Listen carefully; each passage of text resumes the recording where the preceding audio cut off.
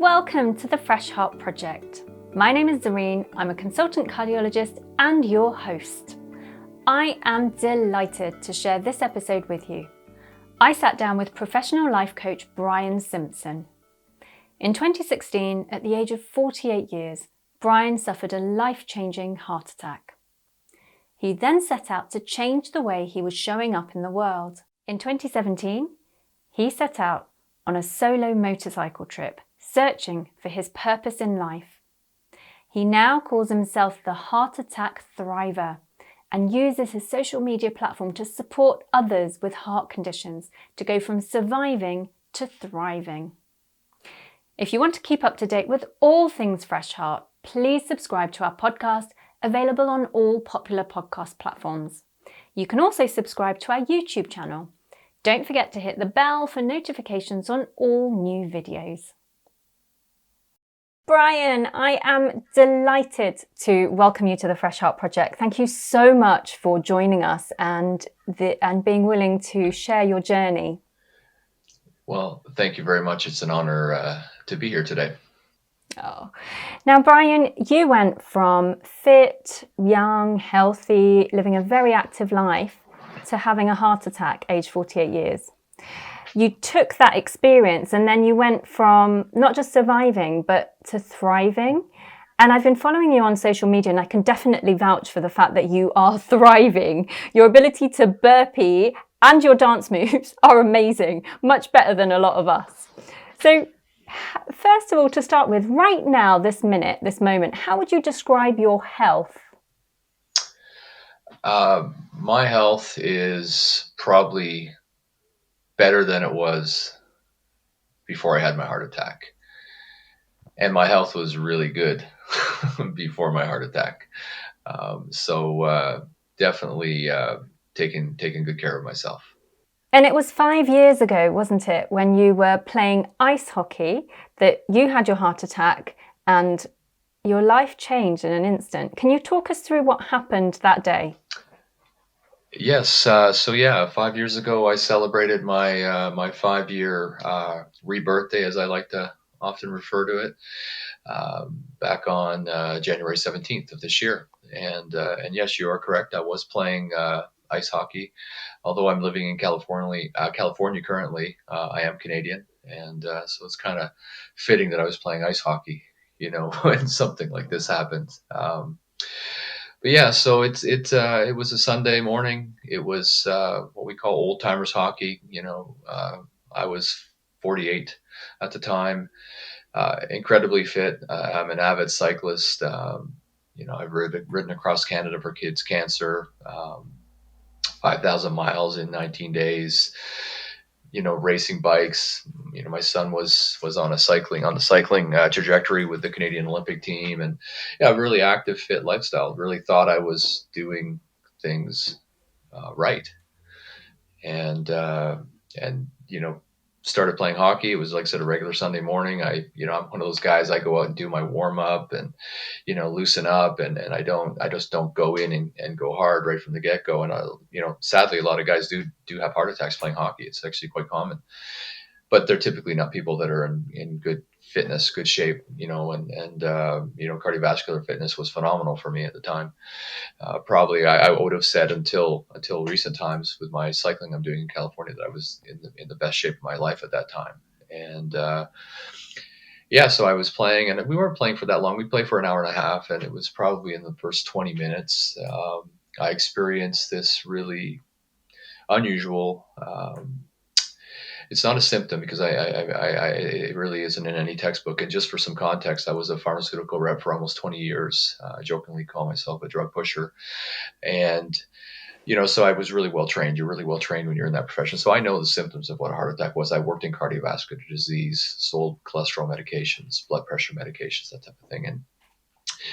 And I had this out of body, this gold orb that was above my right eye, about maybe a foot above my head. And I had this general malaise, if you want to call it, because it really wasn't one thing. It was kind of, if you could combine a bunch of things, like a little bit of nausea, a little bit of lightheadedness, just a really weird feeling. It's really hard to describe and put it into words because it's nothing I'd ever felt before. And Any chest pain? no, I had no chest pain whatsoever. Nothing left-sided. Nothing in my left arm. It was just this weird feeling and this gold orb. And so I stopped and I went off the ice and I sat on the bench. And for a moment, I asked myself, even I said, like, is this what a heart attack is? And I just talked myself out of it. No, there's no way. And so, like I said, it went away. I went back out for another shift. It was okay. And then I went out a third time. And on that third time, I just got on the ice, and I'm a very competitive guy. I was fighting for the puck with another player on the other team, and it came back like 100 times more intense. And I literally pulled up and I skated away from the play, like so unlike me. And went to the bench and grabbed my stuff and said, I don't know what's going on. I don't feel well, and I'm going home. And so I skated off the ice and went into the dressing room by myself. And what do you think that gold orb represents? Well, it's an interesting question that is evolving and has evolved for me. I didn't really have a reference point for it or anything that I would have said in the moment. It's been in the 5 years since the journey, become very spiritual. I've had a real awakening of sorts. I'm open to a higher power, and that I've come to a place now where I believe that was my guardian angel that was there, just letting me know that I got your back. You're going to be okay. Yeah. And you're so right in saying that, sometimes the symptoms of a heart attack are atypical. You worked in the drug, in the pharmaceutical industry, you knew what the typical signs and symptoms were, but even you yourself were challenging what your presentation meant. And so what happened then? What happened to then alert people around you and also then health services to the fact that you were very unwell? Yeah, so this is the part where, again, I call it a checklist, just something I've just sort of come up with on my own and sort of thinking back on it. And I say checklist because, like I said, if there's a list of things that you need to do to not just survive what I had, but to thrive after, all the boxes were checked for me. So I go into the dressing room. I'm by myself. No one was thinking, including myself, that anything was going to happen. And I proceed to get undressed. I take off the top gear, and when I bend over to undo my ice skates, that's when the shortness of breath, the dry heaves, occurred. And then just in a moment, I slumped over. I slumped backwards, and against the cold wall. It was like a concrete wall, and I just remember it felt like I was on a block of ice. Like it just felt so cold to me, and completely conscious and aware, but paralyzed. Couldn't talk, couldn't move, and so unable to yell for help. And I remember my phone was, within an arm's reach away, and thinking I need to call 911, which in Canada is, how we call for medical help in an emergency. And I couldn't do that because I couldn't move. I couldn't move. And so we figure I was in the dressing room like that by myself for around 20, 25 minutes. Maybe longer. We don't know. No one really knows exactly because no one was really watching or paying attention to the clock. They were playing a hockey game at the time. And so I'm sitting there, the lights were on a timer, so the room went into total darkness, and I'm sitting in total darkness. But what's really interesting, and I've thought a lot about this lately because I've been a guest on a few podcasts and in recent days, and I think I think I was so calm. I was just so calm. I never once thought I'm going to die. I never once thought that this wasn't going to end well. And when the buzzer went to signify the end of the game, I knew that help was on its way. And one of the guys that came into the dressing room, one of the first guys to come in was a friend and former police officer, retired police officer, who he saw me and he knew I was in trouble. And he said all the years of CPR training and first aid that they have to do as part of being a police officer in Canada. And oftentimes he said we did it begrudgingly. I knew you were in trouble and everything kicked in. And so he came over to me and he's like, look at me. And I couldn't move, but I could see him, I could hear him, but I couldn't respond. And, he immediately said, call 911. And he told me after that, he could barely get a pulse. I was cold and clammy. My pupils were dilated, and, so the call went out and, just again, all of these things that had to go right, all these little ticks in the box on the checklist, paramedics, the level of paramedics that have all the medications, that have EKGs, that have all of the equipment, the training. We're literally 5 minutes away having coffee. They were just on call and they were, waiting for the next call to come in, and it happened to be my call. And so they were by my side, we figure in around 5 minutes because they were so close. And, once they were in the dressing room with me, they got me up onto a stretcher. They gave me an IV, which brought my blood pressure back up. And then I was able to talk and kind of brought me back to life, so to speak. And then they took you to the closest hospital, didn't they? And then what happened from that point onwards? Yeah. So in the ambulance, the medications like, baby aspirin, they were giving me clot busters. They were giving me morphine for my heart, nitroglycerin. I was getting all the medications that are going to give you the best chance of a good outcome. And, I still wasn't having any chest pain or anything like that. And, the paramedic that was in the back with me, his name was Len Van Pelt. And, he was just so calm. His bedside manner, you would say, was just impeccable. And, he kept me calm. He kept me calm. And I've stayed in touch with him actually, because he's a special person in my life. And, it's sometimes I'm just so grateful for him and the care I got, so, and I mean, it's 5 years and I still have that emotion inside, it's never going to go away. No, and it's really hard to talk about it. So I'm so grateful that, you're opening up, because sometimes it does bring back that emotion, doesn't it? It does, and it's a good thing, and it's part of the healing. It's part of the healing, sharing your story. It really is. I believe it's a really important part of, sharing is a way of helping others, a way of giving back, of making it something bigger than what it is, because it normalizes it for people. It normalizes it that, I wasn't your textbook, heart attack patient. So it could happen to anybody. If it could happen to me, it could happen to anybody because I was so healthy and fit. And it's one of those things that there's still emotion there, and it will always be there. And I'm just super grateful. And it wasn't until we almost got to the first hospital. So in Canada, they have a protocol. So when you're not having a heart attack, you're having heart troubles, they got to take you to the closest hospital. Whereas if they had if I had been having a heart attack, they would have taken me directly to a cardiac hospital. So I ended up having a STEMI, as you know, an ST, elevated myocardial infarction. I had 100% blockage of the circumflex artery. I had a greater than 70% blockage of the right coronary, and I had a greater than 40% blockage of the LAD, or the left anterior descending, also known as the widowmaker. Yeah. And just for listeners, most heart attacks are caused by this. They're caused by what we call coronary heart disease, which is when over time you've got lots of blood vessels that supply the muscle of the heart. There are two main branches, the left and the right. The left divides further into two big sort of main branches as well. And what happens is that over time, these gradually get narrowed with deposits of what we call atheroma, or they're like fatty deposits within the wall of the blood vessel. And as that atheroma, those deposits grow over time, what can happen is that they can rupture or burst, and then the body naturally tries to heal it by forming a clot.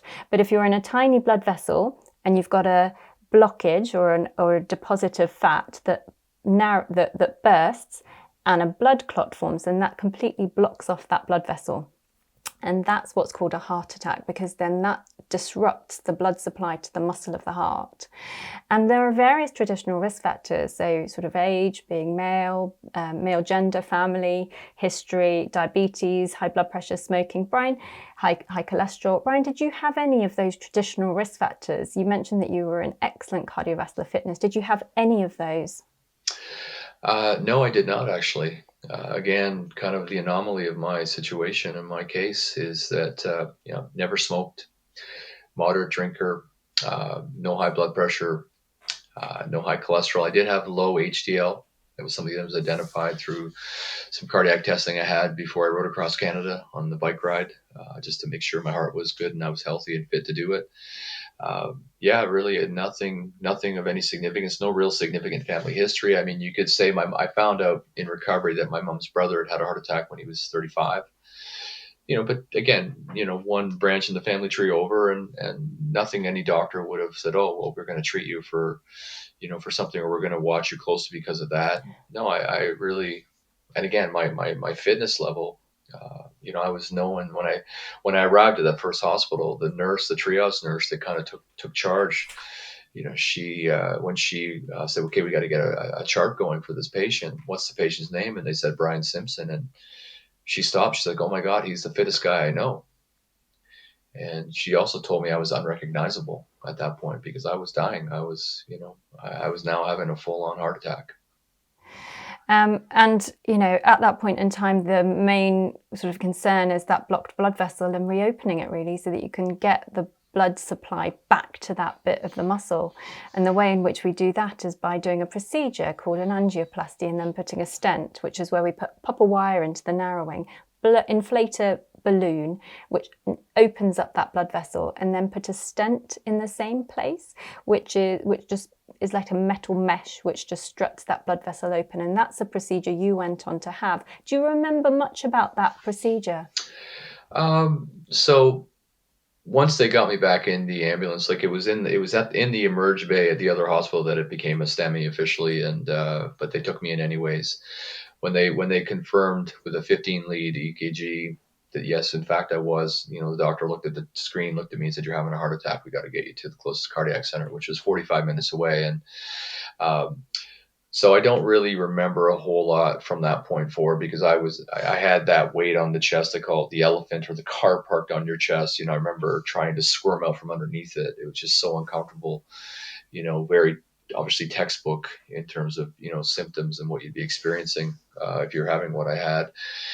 And I woke up. I do remember them trying to go up through the artery in my right arm, and I just remember actually saying how painful it was. And my vessels were collapsing because my blood pressure was so low, and they were doing everything they could, and so they finally ended up going up through the femoral artery in my right leg, and so I woke up, on the table in the cath lab. The cardiologist, the interventional cardiologist, Dr. Katie Schufelt, was a colleague, somebody I used to call on when I was a pharmaceutical rep. She's a cyclist, so I knew her through cycling, and we've ridden together. And she showed me on the TV. She said, "Look, you have no idea how lucky you are. You have 90 minutes to survive what you had." And she showed me on the TV screen. She said, like, the left side of my heart was black. There was no blood flow at all, and you could see some blood, on the right side. But she said, "You're so fortunate. You got the care and got here as quickly as you could." Yeah, and I guess it's you mentioned a feeling of calm when you were going through the initial stages. How were you feeling at that point in time when you'd had the chest pain, then you could see that your blood vessels were reopened and you were you were well? Did it hit you at that point in time? No, it really didn't. It was pretty matter of fact for me. There's another element that my son had just been invited to go to his first Olympic, with the training program that he was in to go to California, ironically, which is where I'm living now. He was set to leave the next day to go and do a big training camp, and I kind of just stuffed everything down and just put on a brave face for him so he would go, because this was a chance of a lifetime for him to go, and I didn't want him to not go. And so no, it never really sunk in. But as I said, the paramedic his care was so good. He had me so calm, and he said, as soon as they fix this, what you're feeling right now will be gone. It'll like it never happened, and that was true for me. And again, I was put in the ICU overnight, and the next morning they came and they did an echo on my heart, and they said, look. We don't see any damage. We think any damage is minimal, and we think it's temporary, but we won't know for 6 months. And then Dr. Schufeld, and she'd brought her colleague, who was the other interventional cardiologist at the hospital at the center. Dr. Ball was his name, and he was a marathon runner. So she's an endurance cyclist. He's a marathon runner. And they said, Brian, like without a doubt, riding a bicycle, being so fit saved your life. Yeah, and I agree. I think it was the fact that you were so cardiovascularly fit and healthy that if you hadn't have been in that physical condition, then, that whole experience could have been a lot worse, and the outcome could have been very different to what it is today. And what interests me is your concern over not telling of kind of managing the way that you tell your son, because he's got an important training camp to attend, and we naturally want to protect our loved ones, don't we? I'm curious, how did that play out? Did he then go to California? Did he then how did it work out? He did go, because I encouraged him to go, and I don't know if that was the right decision in that moment, but it seemed right in the moment. I did what I thought was best. I was, he remember him saying when he came to see me for the first time, he saw me after the heart attack, and he said, only you, Dad, would be up walking around and looking like nothing happened. And it's incredible. It's still incredible to me today when I see it, in my hospital work, that you can be so ill one minute, you'll have your angioplasty, and then, very soon after that, you'll be up and about and on your feet. And it is the wonder of modern medicine, I think, and it's a testament to how far we've come. Did you attend a cardiac rehabilitation group? Oh, absolutely. Very, very grateful for cardiac rehab, and the importance of it for anybody who's listening out there. Cardiac rehab is it'll reduce the chance of you having another heart attack if you've had one already, and if you do have the misfortune of having a second one, it reduces your chance of dying from it by 75%. So no, I'm a big believer in cardiac rehab. It's one of those things where there's just so many elements of recovery. I went through initial process, and I've now, because I'm a life coach, and I help people go from surviving to thriving in their lives, whether it's after a heart attack or an event of the heart or any near-death experience it could be, or just people aren't happy with how they're living their lives. Is I kind of taken the 5 stages of grief model, which is used for grieving the loss of a loved one, and I've applied it to the recovery after a heart attack or any event of the heart, and I call it grieving the loss of your old self. And you literally go through those 5 stages, very parallel, very similar. And in the beginning, I was kind of, why me? Why me? I walked around, I'd see somebody overweight, and I think, and I'm the one that had the heart attack. It's not fair, but that's a victim mindset. And, I talk a lot about a thriver mindset. And at some point, in my recovery, I was like, well, why not me? Why not me? And why, maybe I can take this and make it bigger, make it bigger than me, make it something that can help others. And that's kind of, why I call myself the Heart Attack Thriver, why I have a social media presence, called the Heart Attack Thriver, is because I want to help people. It's not a death sentence having a heart attack. Quite the opposite. If you actually are open, and if you're willing to surrender to it and to trust in a higher plan for yourself. I look at my heart attack as a gift. It's one of the greatest teachers to ever enter my life, other than fatherhood and having a son. Yeah, absolutely. And I think that's a really important message, because you've certainly taken that experience and turned it into something for you that is really positive. But at the time, it sounds very stressful. You were restructured out of your job in the pharmaceutical industry, but it's almost like when one door closed, it allowed the opportunity for another door to open. And that opportunity at that point in time was to travel for you, wasn't it? I'm curious, how at the time did it feel when you were restructured out of the job? And then how did it feel when you thought, right, well, this gives me an opportunity to travel and to do the things that I have been putting a pause to? Yeah, I mean, it's the months after, like at 6 months, I was sent for cardiac rehab testing to a center in Toronto that, they ran me through a full VO2 max test, full step test, where on a bicycle, I put up numbers on that in that testing. I had two cardiologists following me, three technicians in the room, and the one doctor that was in the room, she was an older Indian woman, and she kept telling me, "You can stop. We got everything we need. You don't need to keep going." And I'm like, "No, I'm going to keep going. I want to go, and I want to do this until the end." And when I finished, she said, "You're really stubborn." I said, "Yeah." And then I was asked, "Why are you here? Like, why did you want to have this testing done?" And I said, "Because I want to know what I can do, not what I can't do. And if something's going to go wrong, I want it to happen here where you can save me." And they looked at me and said, "Brian, there's no sign of a heart attack. Go live your life." And so, yeah, a number of months later, I left a 25-year marriage. I lost my job 3 months later. I got restructured out of the job. I was working, ironically, Wow. in mental health, and I was like, "I can go to India now." It was literally my answer when they said, "Are you going to be okay? Like, I know you just lost your job and all this kind of stuff." And I said, "No, I've been invited to go to India." I had met a Buddhist monk in the Amsterdam airport, earlier, the previous year, and he invited me to come work with him, and I couldn't go because of my job. And so, yeah, so when I left my marriage and I was restructured in my job, I was free. My former wife and I had sold our house, and my son was chasing his cycling dream, and I was free to travel. So I went to India and Nepal on a real spiritual journey, and came back, bought a motorcycle. And everybody rides motorcycles in India like it's the way to get around. And I'd had motorcycles earlier in my life, and I bought a motorcycle and took off on a solar motorcycle trip from Canada to Costa Rica and back. Wow. Wow. You must share the pictures with us. It's amazing. That sounds amazing. And, you mentioned that it was quite a spiritual journey for you. What did you discover?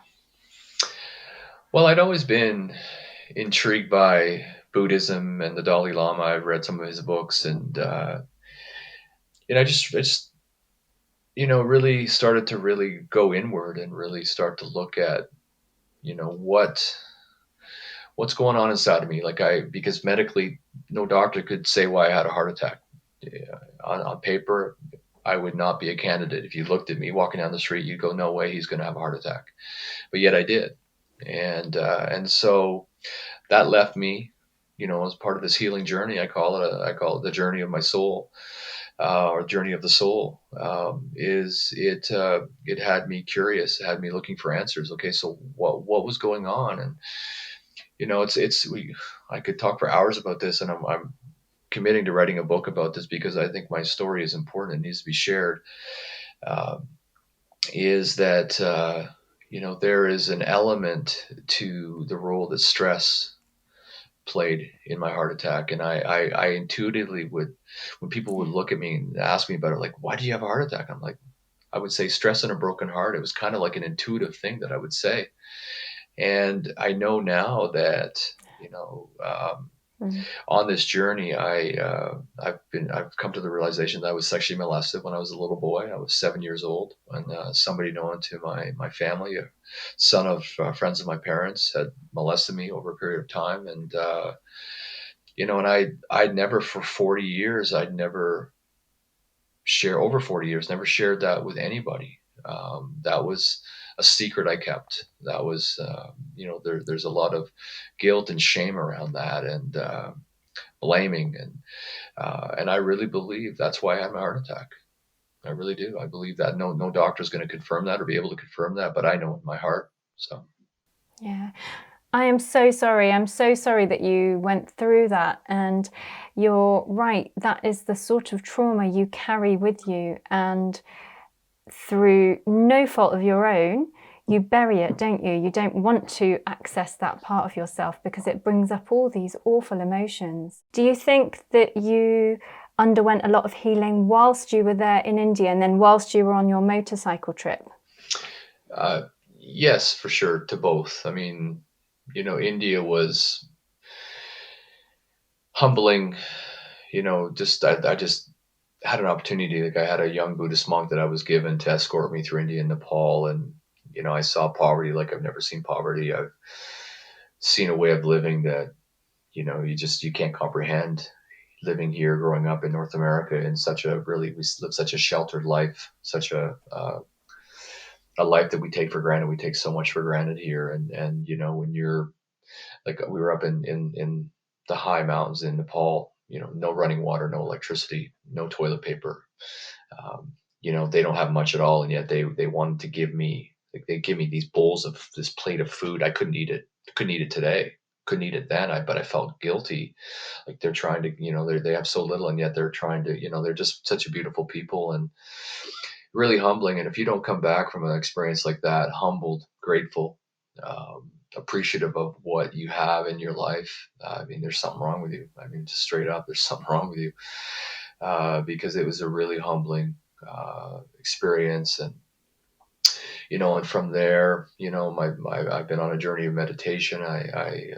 It's how I calm my madness. I say we all have madness. Some are just a little crazier than others, but meditation has been hugely instrumental in my recovery. And that time on the motorcycle, it was almost a year-long trip.